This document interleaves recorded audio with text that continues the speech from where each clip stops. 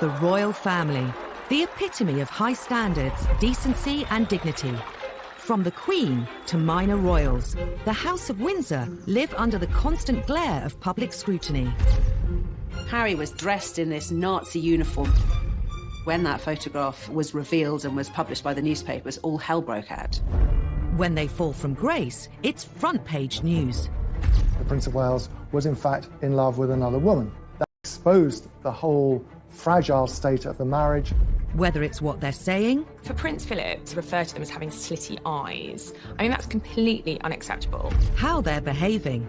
He had not enough to do. He was falling out of nightclubs, somewhat inebriated. Or who they fall in love with. He was divorced. She was a princess. The royal household were absolutely aghast. The media had an absolute field day when this relationship became public. This was a very racy royal girlfriend indeed. Royal scandals matter. The repercussions ripple through Britain. For the first time, you have a senior member of the royal family actually telling the world what is wrong with her marriage. Controversy can even cast questions over the crown itself. You think, well, why are we having a royal family if this is how they behave? Some royal scandals are beyond the palace's control, whether it's unwanted intruders. It was a huge scandal at the time, horrifying for a nation who expect their monarch to be better protected. Or troublesome in-laws. There will always be debacles with the Markles, and whenever they step into the light, they will cause another scandal. These are the stories that caused scandals at the palace, told by those that witnessed them. But the whole thing was embarrassing for the royal family. Not only did she wash her dirty linen in public, before it was washed, she held it up so everybody could see every little stain.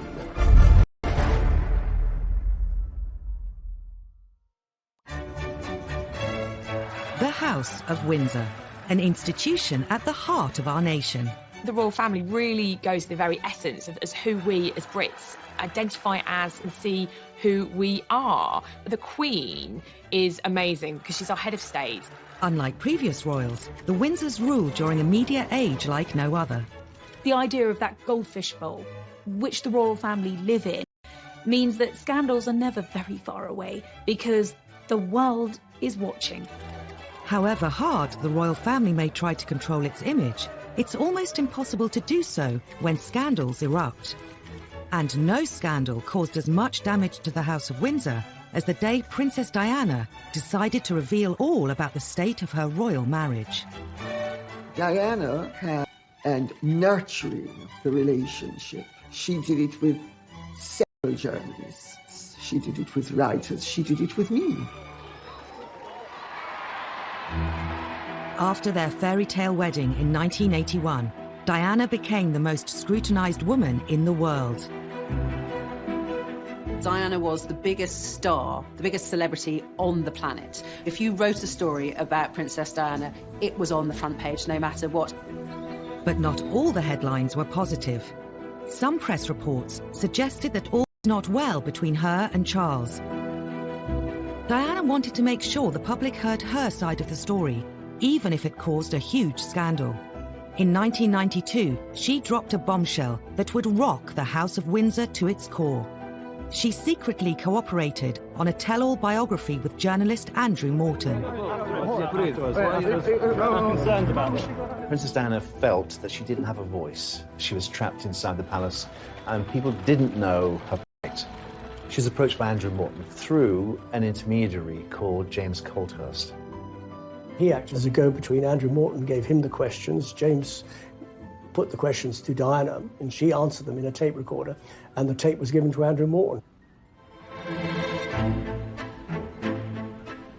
Colthurst made repeated clandestine visits to Kensington Palace and taped several conversations with Diana. I was working with Diana in 1992 and was completely unaware of her liaison with the go-between James Colthurst. Had I been aware of it, or had I been advised of it at that particular time, I would have probably encouraged her not to do it. Diana's butler, Paul Burrell, was one of her closest confidants. Even he was kept in the dark until shortly before the book's publication. I remember saying to her, "Do you think it's a good idea?" And she said, "Well, it's done now. It's too late." She didn't seem to care. This was her chance to tell the world exactly what she felt. During the conversations, Diana had revealed some of her most intimate secrets. Andrew Morton knew when published they would cause a sensation. He just could not believe what he was seeing. I mean, he knew he'd struck gold, but he was brave, and he was determined to go ahead and publish. In the weeks before the book's release, rumours of its existence circulated amongst the press. During an official visit to Budapest, Diana was confronted by the Queen's press secretary, Dickie Arbiter. She categorically denied that she had given any assistance whatsoever to Andrew Morton. She had that sort of look on her face, and I knew that she was being economical with the truth. But you don't tell... The story was published in January 1992. It shocked the world, though many greeted its claims with disbelief. The motivation was to tell the truth. For once, forget the propaganda, tell the truth about what's really going on, because we do face a crisis in the House of Windsor. It's obvious to everyone. And make you a rich man. Well, if that's a corollary, then so be it. The book alleged Diana had been driven to bulimia, severe depression and self-harm. It was headline news in every newspaper, every TV channel. The fact that Diana released such personal details about her life, it was just one thing after another, what she thought of the royal family, how they treated her. It was one of the biggest scandals ever. We knew that they weren't happy, but we thought they were managing that unhappiness. Morton's book showed that they in fact led very separate lives, and that as far as Princess Diana was concerned, her husband, the Prince of Wales, was in fact in love with another woman, Camilla Parker Bowles. Royal author Lady Colin Campbell knew Princess Diana well and has also written a biography of her. The whole thing was embarrassing for the royal family. Not only did she wash her dirty linen in public, before it was washed, she held it up so everybody could see every little stain. The most shocking claim in Andrew Morton's book was that Diana threw herself down the stairs while 4 months pregnant because she was so unhappy. While many poured scorn on the claim, Paul Burrell says he remembers the incident well. I was actually at Sandringham when I heard this enormous clatter on the wooden staircase to find the princess halfway down it, faking a tumble while she was carrying Prince William.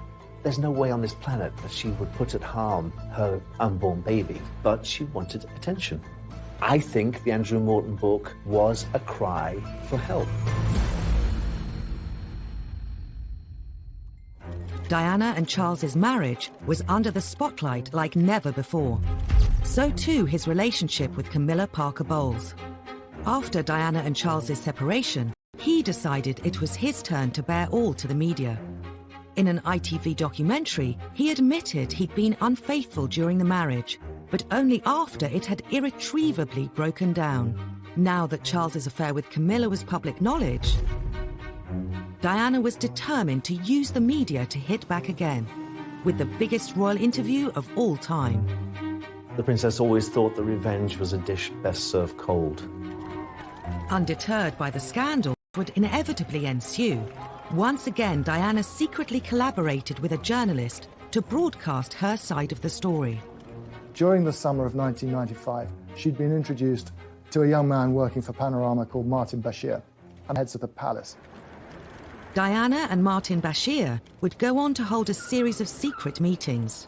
I used to go to White City and bring him back in my car in the boot so that nobody would see him.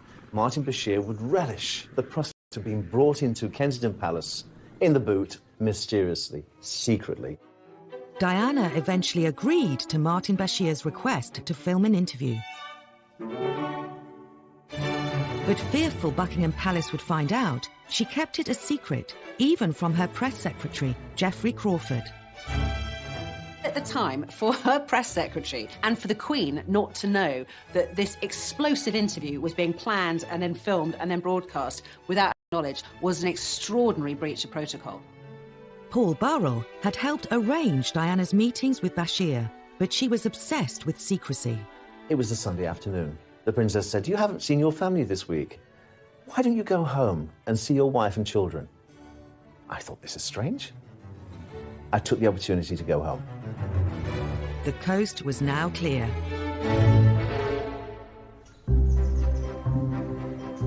The Panorama team were secretly admitted to Kensington Palace. Their cameras were set up over a weekend. There was no one around. And they actually got the whole thing in the can before Diana admitted what was going on. Monday morning, I arrived back at the palace to notice all the furniture had been moved in the Prince of Wales' study. And I said to the princess, why have these chairs been moved in different directions? I had a dance class yesterday afternoon. Later that evening, she confided in me that Martin Bashir and the camera crew had been into the palace to film the interview. Oh my goodness, I said, you didn't say anything you shouldn't say, did you? She said, well, I did say a few things. Would you say that you were happily married? Very much so. But the pressure on us both as a couple with the media was phenomenal. I think the thing people remember most is her description of her marriage and the fact that there was a third party in their marriage, namely Camilla Parker Bowles, whom she made clear had been having an affair with the Prince of Wales, her husband. The princess came across as doe-eyed, vulnerable, hurt, wounded. She knew exactly what she was doing, even down to her makeup and the way she was dressed. The way she presented herself on that Panorama interview was key to winning over the hearts of the nation. It got more than 22 million viewers. You can also see why the royal household was so totally devastated by it, and they didn't even know it was happening when it was being planned. With Army officer James Hewitt. Yes, I adored him. Yes, I was in love with him. She just needed somebody to love her. Diana would make one more shocking comment about Charles's future role as king. Being Prince of Wales produces more freedom now, and being king would be a little bit more suffocating. And because I know the character, I would think that the top job, as I call it, would bring enormous limitations to him. And I don't know whether he could adapt to that. Some think Diana was driven by an ulterior motive. The thing that people objected to, not only in the royal family, but in establishment circles, was how she had tried to deprive Charles of his rights to the throne. Her agenda was, if the Queen dies and Charles is out of the line of succession, William becomes king and she can work herself into the position of being regent. I mean, the whole thing was madness. Diana's interview made headlines the world over. The House of Windsor was under scrutiny like never before. So for the first time, it's in modern royal history, you have a senior member of the royal family actually telling the world what is wrong with her marriage, what is wrong with her husband, why I'm so unhappy in this, why it's about time that I left the royal family. That was the story. It was a story that nobody really expected would happen, but it did. A scandal could bring down the monarchy. Diana almost did. She wouldn't have been proud of that. But I think the royal family are only there for as long as people want them to be there. Diana's revelations were a watershed for the House of Windsor. However, she wasn't the only royal to court publicity and cause scandal. The Queen Mother in particular was incensed that in one fell swoop, Edward had managed to set them up to be complete laughingstocks.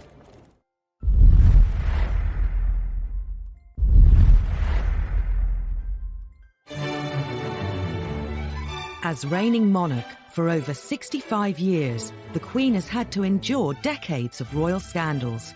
Many have involved her 4 children. The youngest, Prince Edward, and his wife Sophie, nowadays keep a low profile. He's the only one with a successful marriage of the Queen's 3 boys. He's the only one whose marriage hasn't ended in divorce, still happily married with 2 children. In his younger days, Edward attracted his fair share of headlines. Like Diana, he courted the media, in his case with sometimes disastrous results. Edward's first taste of controversy came in 1986. After graduating from Cambridge University, he followed his father theatre, but Edward decided to go into the Marines, which was a surprise for some people because he didn't appear to be cut out for it. This was a classic example where someone should have taken Edward on one side and said, this might not be your cup of tea. Just 4 months into his training at Sandhurst, Edward dropped a bombshell. Ingrid Seward was writing a biography of him at the time. Prince Edward was home for the weekend, and he told his family that he was going to quit the Marines. They said, don't be ridiculous. And they talked him round. He said, oh, OK, I'll stay. And he drove back to his base camp the next morning and handed in his resignation. And Princess Anne was driving back to Gloucestershire and nearly put a car in the ditch when she heard on the radio that Edward had resigned, because the last thing she knew, that they'd had this really good talk, and he'd said he'd stay in. The news was received with natural disappointment that His Royal Highness had come to this decision. Some members of the royal family felt he'd let the side down. The Queen Mother was one who felt disappointed in her grandson's behaviour. His father, Prince Philip, was apparently very upset and angry because, of course, you know, what's a royal to do if they're not to be in the armed forces? Soldiers make an oath to Queen and country. For a member of the royal family not to be up to it in terms of joining a military unit was damaging. After quitting the Marines, Edward was free to indulge his real passion. Hurrah, hurrah! During university, he'd developed a love for the performing arts. Edward had always been seen as a man who seemed to be at his happiest on the stage. He also managed to convince other members of the House of Windsor to take part in a TV special, It's a Royal Knockout. All this quasi-excitement doesn't really matter a damn to you, then? No, we're the strong, silent types. We're the best blue bandits there are. The programme was widely seen as a really low point for the House of Windsor. It was an incredibly kind of toe-curlingly embarrassing affair. You've got the members of the royal family prancing in period costume. They look like extras from the Tudor court. I think it was quite dangerous for the royal family in a way, because you think, well, why are we having a royal family if this is how they behave? If you see these people running around, mucking about, like 6-year-olds or 3-year-olds even, and you think, well, am I giving my taxpayers money for this? It's nonsense.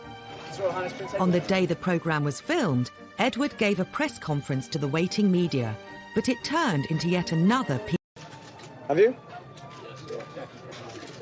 Well, thanks for sounding so bloody enthusiastic. Richard Kay was the Daily Mail's royal correspondent covering the day's events and was at the press conference. And he said, what did you think of it? Well, we couldn't really answer because we hadn't been allowed to see it, at which point Edward sort of threw his toys out of the pram, if you like. What did you think of it? Thanks. I thought it was great. He displayed a very impetuous side of his character, and of course it was reflected in the television broadcasts and the newspaper accounts at the time. If Edward hoped It's a Royal Knockout would bring the royal family's image up to date, the whole affair did precisely the opposite. The Queen Mother in particular was incensed that in one fell swoop, Edward had managed to set them up to be complete laughingstocks. And she, having tried so hard to kind of reposition her family and obviously her daughter as monarch with dignity and gravitas, prancing around in Tudor costume, kind of laughing and braying in front of the cameras, it took them back several years. The fiasco didn't deter Edward from embarking on a career in television. In 1993, he started his own TV company, Ardent Productions. At the time, he made the mistake in saying, well, I'm not going to work on my royal connections, but practically every documentary he made had a royal connection. In 2001, Ardent were commissioned to make a series called A to Z of Royalty for an American TV channel. Prince William was about to start university at St Andrews. At the time, it was a big story. There was an agreement in place between the palace and the media that we would turn up to cover Prince William's first day at university, and we would then leave, which we all duly did. Except there was one film crew that didn't pack up and leave, and ironically enough, that was Edward's. Edward's film crew broke the agreement Clarence House struck with the media and continued to film around the university. Edward and his media career once again attracted all the wrong headlines. Edward was very defensive about it, maintaining that they weren't stalking Prince William, they were merely doing some extra shots they wanted to take up there. It did look very much like there were two rules. One rule for the working press, if you like, the media, and another for the royal family. It looked favouritism. Press reports claimed Ardent's bungling caused a huge bust-up between Edward and William's father. Prince Charles was apoplectic about it. When news reached him that there was still a camera there was quite a colourful phone conversation had between the two brothers. Ardent were forced to issue a public apology. It was a massive case, end of Edward's fledgling production career. Edward's television career was subject to press ridicule from the beginning. It was symbolic of the media's changing relationship with the royals. In the years immediately after the war, the British media showed far more deference to the monarchy. But in the 1950s, that began to change. The threat of scandal forced Princess Margaret to abandon her plans to marry. Her suitor, a member of the royal staff, named Peter Townsend.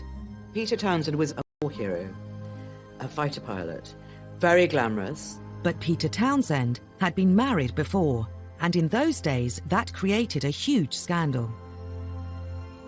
The obstacles were enormous. He was divorced, she was a princess, the royal household were absolutely aghast.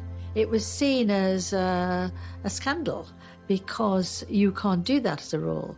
You can't get involved with somebody who is divorced. It's not done. Sir Alan Lascelles, who was the private secretary to the Queen, when Townsend went to tell him of the news that they intended to marry, Lascelles said, "You must be either mad or bad or both." The Royal Marriages Act meant Margaret needed her sister the Queen to agree to the marriage. But her role as head of the church placed Elizabeth in a compromising situation. The Queen was head of the Church of England, therefore could not condone the remarriage of divorced people in church. So for Princess Margaret, that was going to be tricky. Divorce was a dirty word. It was a dirty word in terms of the church. It was a dirty word in terms of government. In those days, the church did not recognise divorce. They knew it was happening, but they didn't recognise it. They didn't like it.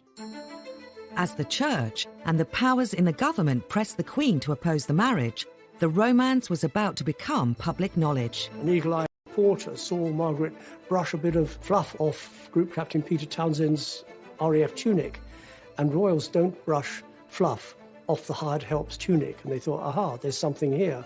It was out in the open, they couldn't disguise it. That gesture of the bit of fluff went right round the world and was, in fact, a major story which led unquestionably to a crisis. This was a public display of affection which was very unwise. The press latched onto this enticing story. It offered romance, drama, and real danger for the House of Windsor. The country was hooked.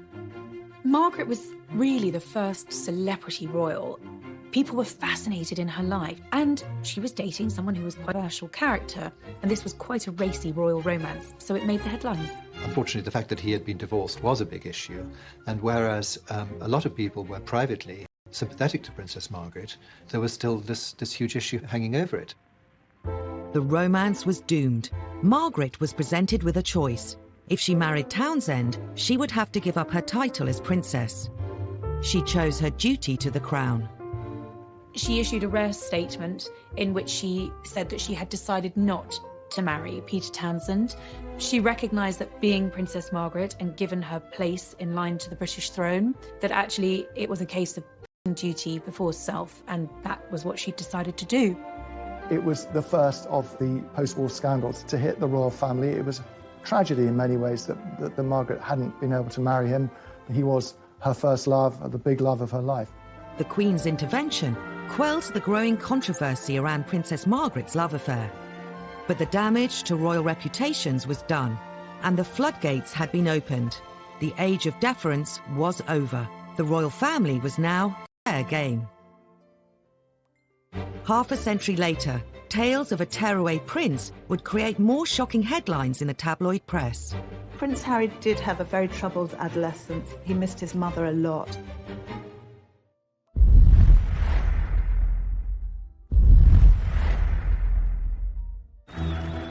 Prince Harry. He served Queen and country. He campaigns for all kinds of worthwhile causes. And he's one half of a real-life royal fairy tale. Sixth in line to the throne, these days he's undoubtedly one of the most popular members of the royal family. But a few years ago, he was no stranger to tabloid scandals. Harry's always been the one who knew he'd never be king. Didn't matter. So Harry could do exactly what Harry wanted. Harry was doing his A-levels at Eton College, but was destined to join the armed forces. The army was always his first love. I remember him as a 5- and 6-year-old strutting around Kensington Palace in army fatigues with a parachute regiment beret. But before serving in the military, Harry was grabbing the headlines. He had not enough to do. He was falling out of nightclubs, somewhat inebriated. In 2002, the antics of the 17-year-old were to make front-page news.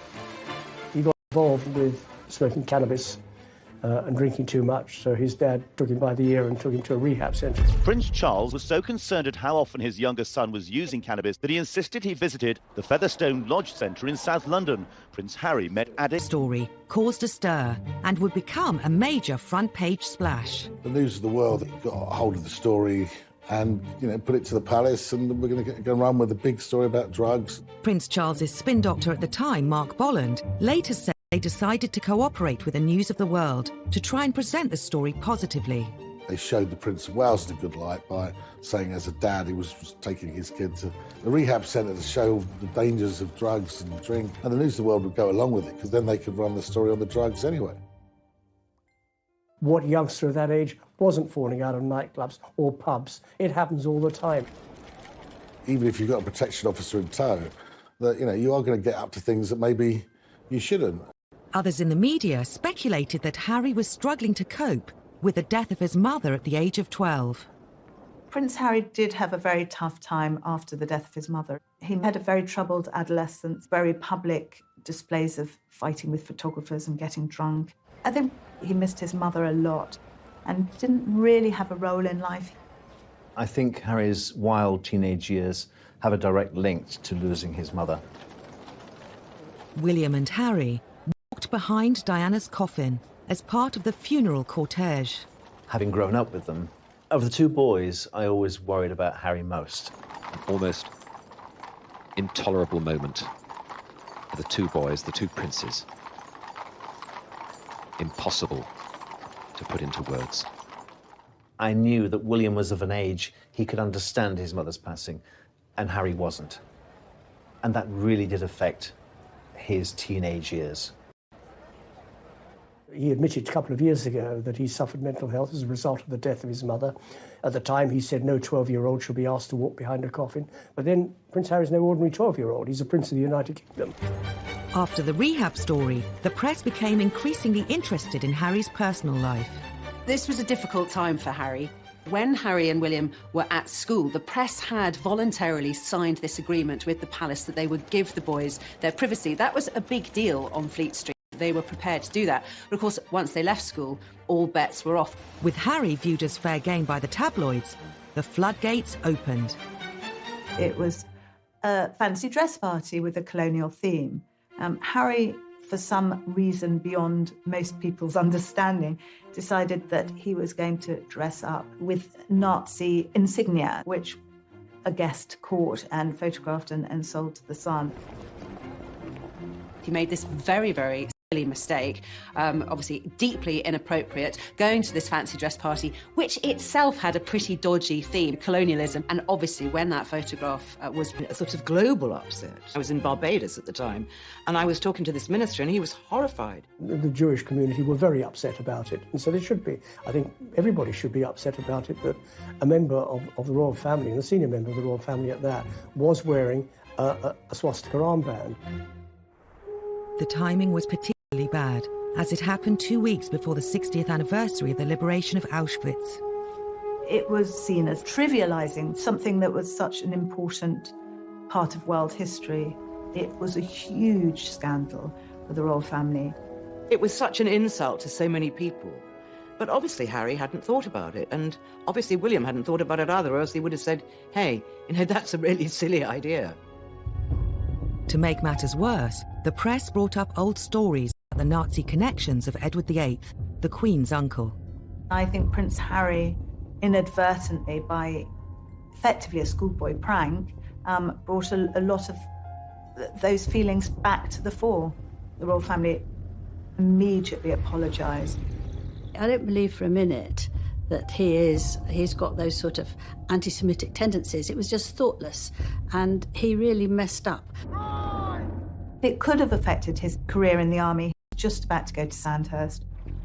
But the military academy accepted his application.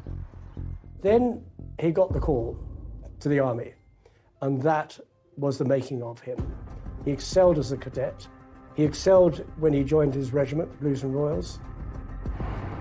Harry was posted to Afghanistan. He became the first member of the royal family to serve in a war zone since his uncle, Prince Andrew. He was trying to find a role for himself, and in the army, it seemed he'd found one. He'd served with great distinction. Soon before Harry was due to go on his second tour of duty in Afghanistan, he took a trip to the US. I think going to Vegas was really Harry having his last hurrah before going to war. Harry was going to the front line. In August 2012, footage emerged of Harry at a Las Vegas pool party surrounded by women in bikinis. He let off steam in a way which sort of raised eyebrows. I think that's at the very least. He probably felt no 100% guarantee that he was going to come back in one piece. He might come back in a body bag, might as well let his hair done. And then he did just that. But his send-off party left him with more than just a hangover. He was snapped naked after a game of strip billiards in his hotel suite. The scandal went global. This was front page news. Harry naked in Vegas. I'm not saying that he shouldn't have done it, but his protection team have let him down again. This was a naked body saw things going wrong, and on this particular occasion they didn't. The photos rapidly spread across the world. There was a strong effort by the palace to suppress the pictures, to prevent them being published in this country, and for some time that held firm. It was quite ludicrous, really, because they'd already been seen by anyone who's got a computer or a phone. They could just tap in and look at them. A few days later, those pictures of the party-loving prince made a splash in this country too. He was portrayed in the media as a foolish young man who had some life lessons to learn. In many ways, it was rather unfair. I mean, he was only doing what a lot of young men of his age do. I think at the end of the day, when the pictures started appearing, it endeared Harry to the great British public. They thought, hey, he's one of us. Ultimately, it was a phase Harry was going through, like a lot of kids go through, and just part of his growing up. Today, Harry has dedicated himself to helping young people and mental health charities. And of course, he's very happily married. Some think Harry's wild days actually helped cement his place in the hearts of the public. I think the whole world love Harry. Welcome to Canada! They love a sort of bad boy who's become a good boy, and he's got a lot of charisma. Harry is a progressive modern royal. You either want the royals to be modern or you don't. If they're not modern, they're complaining about them not being modern. If they do modern things, then still complaining. You can't have it both ways. Prince Harry cares a great deal about how he's perceived. But the same couldn't be said of his grandfather. I think there's always a slight intake of breath whenever you see the Duke of Edinburgh on public engagements, because you never quite knew what he was going to say or do next. It doesn't sound entirely native. He does have an extraordinary ability to put his foot in it.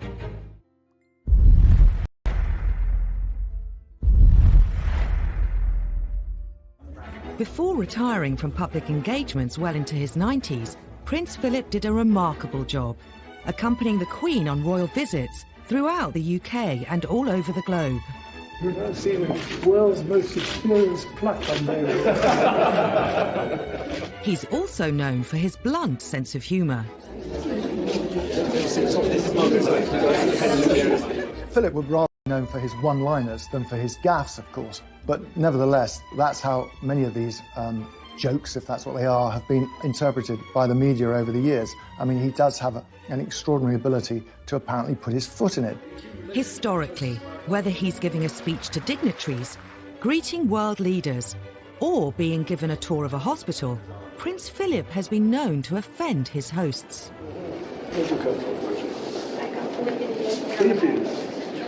like intake of breath whenever we used to see the Duke of Edinburgh on public engagements, because you never quite knew what he was going to say or do next. And that's led to a string of scandals and a huge array of headlines. The Duke of Edinburgh definitely has a reputation for being gaffe-prone. Some of them are funny. Thank you very much indeed for your kind welcome and for the very nice things you said about me, and also for this excellent dinner. I can tell you that I'm prepared to grace almost anything for a meal like that. Some of them are very non-PC. Prince Philip today unveiled an award, but also at one point observed that a somewhat dilapidated fuse box looked as though it was put in by an Indian. And some of them are downright offensive. You don't sound entirely native. I just don't think he can help himself. He just says what he thinks. And I suppose in the 1920s and 1930s you could get away with that. Prince Philip is a law unto himself. I think it would take a very, very brave person to say, sir, by the way, can you just tone it down a bit? No one tells Prince Philip what to do, first and foremost. He is his own man. He says what he thinks and what he feels. At the centre of a storm, the Duke visiting Ely Cathedral today, saying nothing more about handguns. On his behalf, though, a lengthy apology from Buckingham Palace after he questioned the wisdom of new restrictions. He is trying to say the right thing, and sometimes it doesn't come out quite right. He's always taken the view that his role is an icebreaker. The Queen is actually remarkably shy. In 2013, Philip met Nobel Prize-winning education campaigner Malala Yousafzai. One thing about children going to school, they go to school because their parents don't want them in the house. Instead of putting people at ease, sometimes he puts them in the spotlight. In 2010, Navy Sea Cadet Elizabeth Rendell made national news when the Duke asked her if she worked in a strip club. He was with people in uniform. He's always much more comfortable with naval and army types, and he obviously felt secure in their surrounding that he could crack a joke. While people in the UK are used to his old-fashioned sense of humour, on the international stage, the Duke has sometimes threatened diplomatic relations with foreign countries. I don't think he means any genuine offence when he makes these one-liners, but unfortunately, he has offended nations and peoples around the world. In 2009, the Duke committed one of his most high-profile blunders when meeting Barack and Michelle Obama. Meetings with the Chinese, the Russians, David Cameron. Can you tell the difference between... I think Prince Philip asking whether you could tell the difference between Chinese, have a preponderance of saying something rude about the Chinese. In 1986, while on a state visit to China, Philip made arguably his most infamous and catastrophic blunder of all. They were behind the red flag of China for the very first time, a huge visit because of all the trade potential. And it went terribly well, up and until Philip's comment. He described Beijing as ghastly and then made further offensive comments about the Chinese people. I was there when he said to a group of students, if you stay here any longer, you'll get slit eyes. The students themselves weren't offended. However, the hosts were, and there was an enormous diplomatic mission undertaken to smooth things over. Of course, on the surface, everyone said they weren't offended at all, but we were always told that behind the scenes, things were very fraught. I don't think the Queen was overly impressed with that one. The Duke's gaffes may cause tension, but the press have always lapped them up. Some who know the royals feel Philip is treated unfairly. Prince Philip likes to relate to people on a human level. He tells jokes that are funny. What have you done wrong to be exiled? But if you hijack the joke and take it out of its context, it can be misinterpreted. The problem is when Prince Philip makes a gaffe, all the press are absolutely delighted because there they have their story. During royal tours, there's always somebody that goes off on what they call gaff watch. They follow Prince Philip to see if he says anything rude or inappropriate or racist. And he nearly always used to come up with some very funny remark. He can be a godsend to the media, but sometimes he does offend. Yeah, there's no doubt about that. There's some classics, like when he went to Australia. In 2001, the Duke was accompanying the Queen on a royal tour of Australia to help mark her Jubilee. The Duke asked Aborigines if they still threw spears at one another. It was just one of those moments where people just didn't know what to say or where to look. This comment caused such uproar and such offence that the palace was forced to release a statement to make it very clear that the Duke had made these comments with a light heart and that no offence was intended. But of course, by that point, the damage had been done. He had hugely offended his hosts. In spite of, or perhaps because of Prince Philip's infamous gaffes, he's remained very popular with the public. Well, Prince Philip is one of the most well-loved members of the royal family. He really was the kind of comedic companion to the Queen. He has been sort of a wonderful husband to the Queen, so supportive throughout. An essential ingredient of any happy marriage. And you can take it from me that the Queen has the quality of tolerance and abundance. Sometimes it's not just the reputation of the royal family that's on the line, it's their safety. When there's a lapse in security, it's not simply a scandal, it's a matter of life and death. She could have been knifed, she could have been suffocated. Anything could have happened to our monarch lying in her bed. We're used to seeing the public lives of the royals. What goes on behind palace walls has always been more of a mystery. The royals have been hit by a number of scandals involving their personal security. Security scandals are scandals because this is our royal family. They're precious to us and we want to keep them safe. Well, if we can't keep some of the most important people in the country, the Prime Minister, members of the royal family, alive, then what hope do we have for the rest of, hoi polloi? As stories have emerged of royal security lapses, they've given us a glimpse into the private lives of our royal family. In the early 1980s, an intruder at Buckingham Palace got dangerously close to the Queen. I think in this day and age especially, the security of the Queen is of the utmost importance, and we have to ensure that we do have the best security in place and protection for her. You would think that Buckingham Palace is one of the most secure properties in the land. You're wrong. 7 a.m. on a hot July morning in 1982. 33-year-old unemployed decorator Michael Fagan was suffering from severe depression after the breakup of his marriage. He found himself outside Buckingham Palace and spotted an open window. Back in the day, the security was there, but not enough. Fagan scaled the floor. He began wandering the corridors of the palace. Within minutes, he reached the wing housing the royal apartments, including the Queen's bedroom. He had managed to completely evade royal protection and security and get straight to the Queen. On his way in, Fagan had set off an alarm sensor, but thinking the alarm was faulty, the police silenced it. To make matters worse, the armed police officer, who should have been outside the royal bedroom, was away from his post. Fagan walked straight into the Queen's bedroom, where she was fast asleep. He could easily have killed the Queen in her bed, and that would have been it. He sat on her bed, and apparently she kept him calm by having a nice chat. Minutes later, palace police bundled him out of the room. Her Majesty told me the story personally. I said, well, that's extraordinary. Plus, he was gripping a broken ashtray and he was bleeding on my counterpane. All she was worried about was the bloodstain on her bedclothes. She wasn't worried about her safety at all. Anything could have happened to our monarch lying in her bed. She could have been knifed, she could have been suffocated. It was a huge scandal at the time, horrifying for a nation who expect their monarch to be better protected. The embarrassment and the scandal reverberated through the corridors of Buckingham Palace, down the Mall into Westminster. It was such a national scandal that the Home Secretary offered his resignation. The Queen said no, but he obviously felt embarrassed enough to offer it, and I think that was right. Michael Fagan wasn't charged, but did spend the next 6 months in a psychiatric hospital.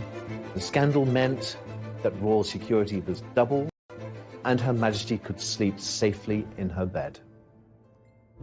The Queen had a close escape, but 2 decades later, the royals were hit by yet another security scandal at Prince William's 21st birthday party. It seemed lessons hadn't been learned. It's impossible to believe that an imposter can get into Windsor Castle, particularly something as high profile as Prince William's 21st birthday party, and yet that's what happened. The theme of the party was Out of Africa. Unbeknown to the news crews filming the build-up, they'd caught on camera the man who would be on the front pages of the tabloids the next day. And it wasn't the birthday boy. Happy birthday! Dressed as Osama bin Laden wearing a ball gown, a little-known comedian, Aaron Barshak, the self-styled comedy terrorist, was parading around Windsor's streets, pretending to be one of Will's party guests. You can see from the footage Barshak walking up Castlegate, up to the castle, all dressed up as a comedy terrorist with a big black beard and his robes. Because, of course, trying to monitor who's meant to be there and who's not meant to be there when the comedian was dressed in a pink dress and a fake beard. So he clearly didn't fit with the theme. He should have set security alarm bells going much earlier than he did. But in fact, he was able to slip in undetected. How he managed to scale the walls, how he subsequently managed to infiltrate the party. I mean, this was the stuff of almost unbelievable reports the next day. The walls of Windsor Castle successfully kept out the rebel barons in the 13th century, but they were no match for a man in a peach-coloured ball gown and a false beard. He managed to get past the police security and into the castle, which, by the way, is a pretty big place. Straight into the party. I mean, that was a huge security breach. Barshak climbed onto the stage, where Prince William was making a speech. He kissed him on the cheek before eventually being detained. He certainly shouldn't have been allowed to get anywhere near, let alone kissing distance, of William. The fact that he got on stage, no one realised anything was wrong until Prince William looked at him and said, "Who the hell are you?" It is rare for almost all senior members of the royal family to be gathered together in one place. And if Barshak had been someone with evil intent, well, you can imagine the consequences. There was a huge public outcry. David Blunkett, the Home Secretary at the time, had to make apologies on behalf of the police. Security breaches don't get any bigger than that. It was a huge royal scandal. Suddenly all of the attention was off the birthday boy and on what was essentially a massive security threat. David Blunkett did also, interestingly, put the boot into the royal family. He clearly wasn't prepared to take the full blame on behalf of the police and said that the royal family had specifically asked for lighter touch policing on that night. Every senior member of the royal family was in attendance. Had that been a real-life terrorist, we'd be talking about a very different story today. Could the lax security around the royals have prompted the idea behind the next breach? Less than 6 months later, an undercover reporter infiltrated the royal household and got a job as a footman. The reporter faked a CV, bogus references, and somehow managed to elude royal security and all of the checks that surely go with applying for a job in the household. The Daily Mirror even managed to take this grainy photograph of their fake footman, Ryan Parry, standing on the balcony of Buckingham Palace. The Mirror journalist described how his uniform guaranteed virtually unlimited access to every part of the palace. For the Daily Mirror, this was a massive coup, revealing the most astonishing details about the domestic lives of the royal family. The fake footman had access to Queen and Prince Philip their breakfast. He revealed these fascinating details of breakfast with the royals, the Queen feeding her corgis marmalade and toast underneath the table. They all thought Queen would be eating off gold plate, and the idea that her muesli was brought to her in Tupperware boxes sort of really appealed to people. The British public were able to gawp at what Her Majesty eats for breakfast. The country was shocked someone with a fake CV could get so close to the Queen. Just makes you wonder about how many other people they've employed who have had slightly dubious backgrounds. Even more embarrassing was the timing of the scandal. He was there on the eve of a presidential stay. In fact, he saw the president's bedroom. There could have been a real scandal over the fact that this undercover reporter was working within feet of President Bush while he was a guest of the Queen. For the palace, utter humiliation, an absolute breach of royal security. While security staff can be hired and fired, even the royals can't choose their in-laws. The Markles, they're not going anywhere. Meghan's family obviously want to cash in on her fame and her royal connections.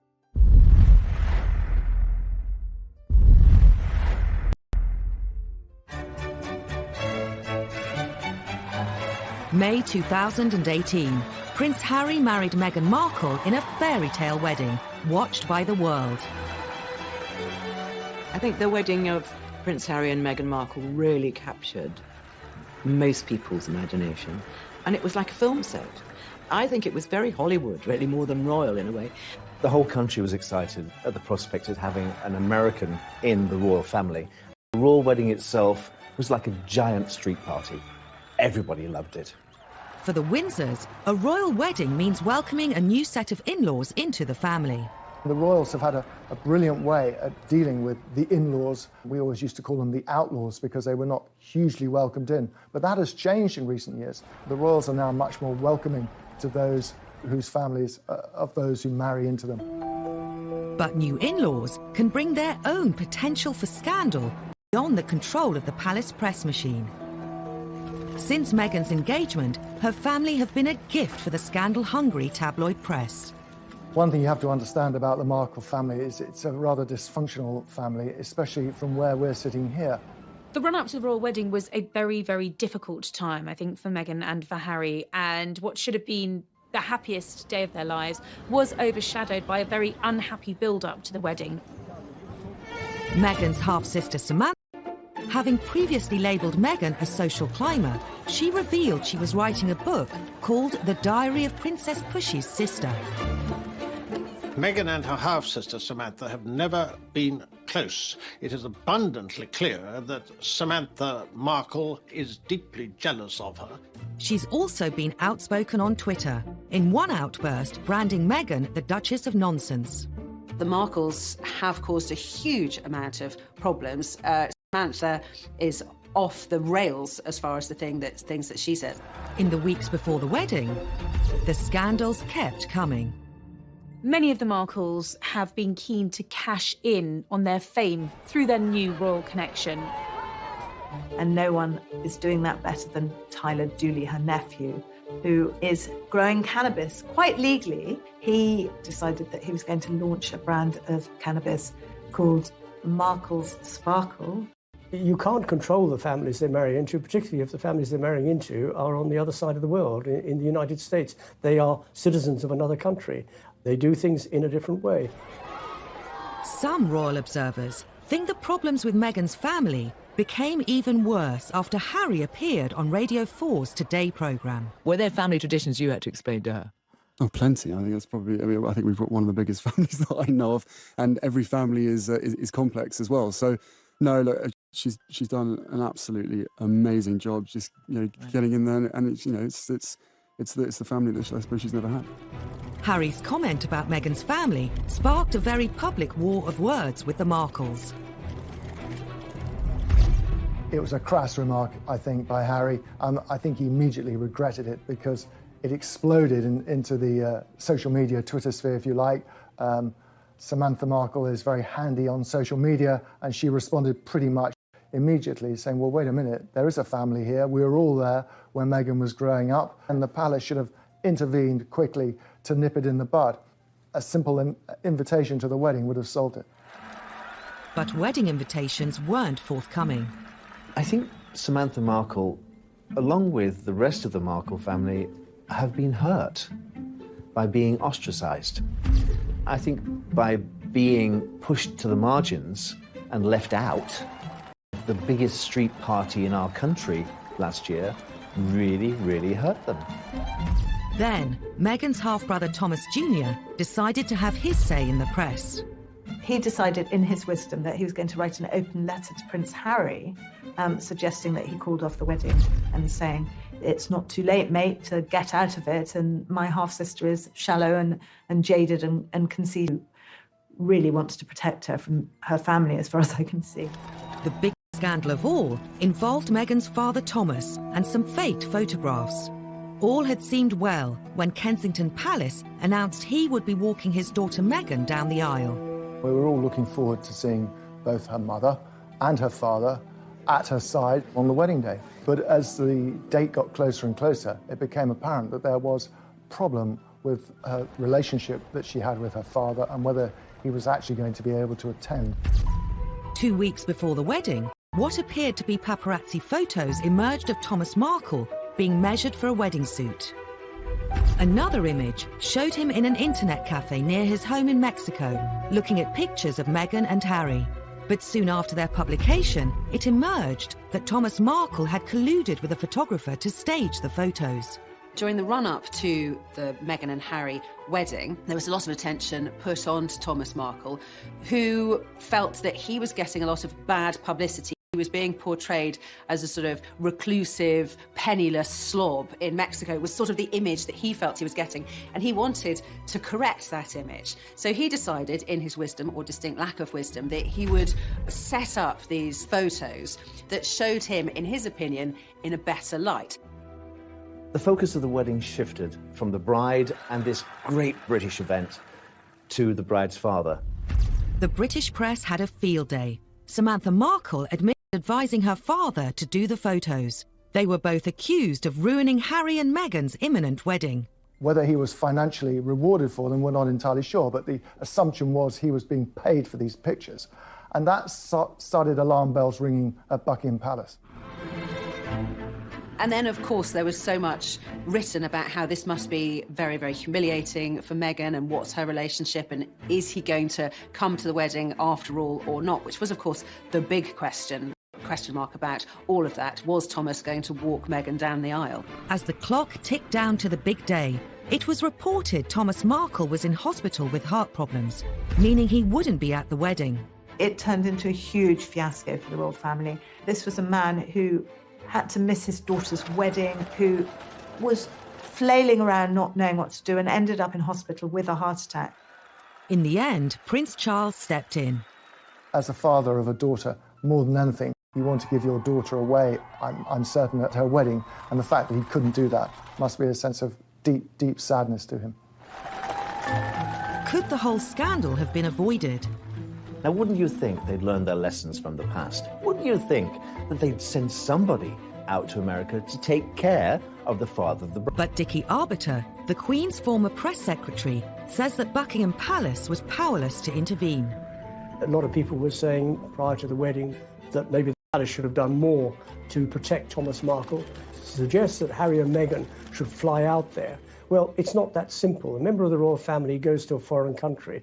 First of all, you've got to ask the Queen's permission, A, if they can go. Then you've got to say to the government you want to go. Royals can't just jump on a plane. The controversy surrounding Thomas Markle and the fake photos put a huge strain on his relationship with Meghan, and there was worse to come. Meghan tried to mend the rift and wrote her father. What did he do? He released that letter, a personal letter from his daughter to himself, to the media. If every time she writes to him or rings him, he talks to a journalist, then she's going to stop doing it. So she's going to have to cut him out of her life, I fear. To make matters worse, 6 months after the wedding, Thomas Markle appeared on TV, complaining Meghan had cut off all contact. Been trying to reach out for several weeks. Every day I try to text her. I just haven't received any comment back. And Samantha appeared on Channel 5's Jeremy Vine show to defend what she'd said about Meghan. I've got a brother. If I fall out with him, what I'm not going to do is tweet insults at him, because then he won't talk to me. Isn't that how we all work with each other? What was going on that didn't make sense is that I really started to feel protective over our father. But why insult her? I don't understand. Because he was being purposely ignored. Sure, but how does it help him to alienate Meghan? I don't understand. Help me understand. We were hoping that private channels would be used. They're not being used. When they failed, we went public. I don't think Samantha Markle is going to go away anytime soon. There will always be debacles with the Markles. They're not going anywhere. And whenever they step into the light, they will cause another scandal, another problem for Meghan and Harry. Next time on Scandals at the Palace. As the royals become more accessible, they also become easy targets, and often they're caught out on camera. And the thing which got her into hot water was that she could get access to Prince Andrew, her ex-husband, for £500,000.